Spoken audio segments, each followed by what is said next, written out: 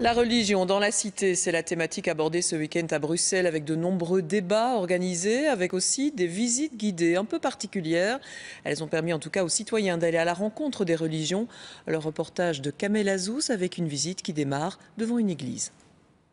C'est en plein cœur de Bruxelles, sur les marches de l'église Sainte-Catherine, qu'un groupe de personnes écoute dans un silence religieux le père Jérémie, qui leur raconte dans un premier temps l'histoire de Sainte-Catherine. Elle ne voulait pas, il lui a envoyé toute une série de philosophes et aux grandes dames de l'empereur, c'est eux qui se sont convertis au christianisme.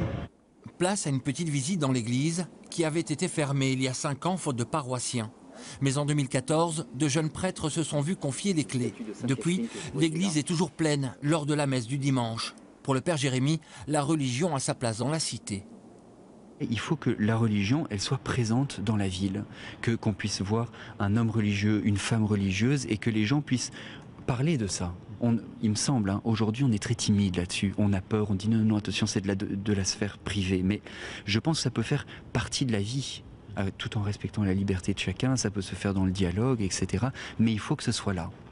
Le groupe reprend sa marche dans les rues de Bruxelles. Croyants, athées, agnostiques, etc.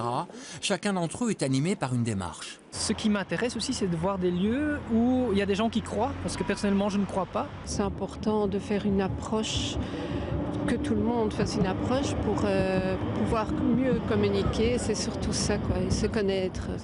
Ils s'arrêtent ensuite devant différents bâtiments, comme celui de Bruxelles laïque, ou devant la cathédrale orthodoxe de Belgique, par exemple. Des haltes rythmées par les explications de leur guide.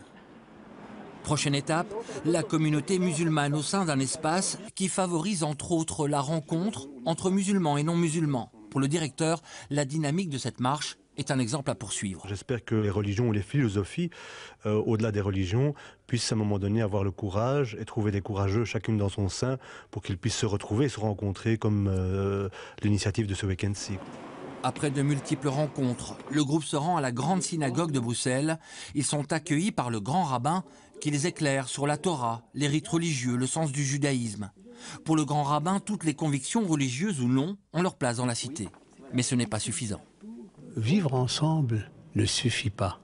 Je peux vivre avec quelqu'un pendant des années sans le connaître. Il faut vraiment construire ensemble, avoir des projets communs.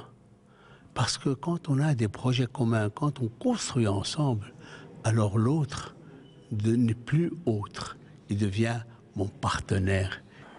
Au fil de leur marche, de multiples questions ont été soulevées et chacun d'entre eux a trouvé sur le chemin quelques réponses.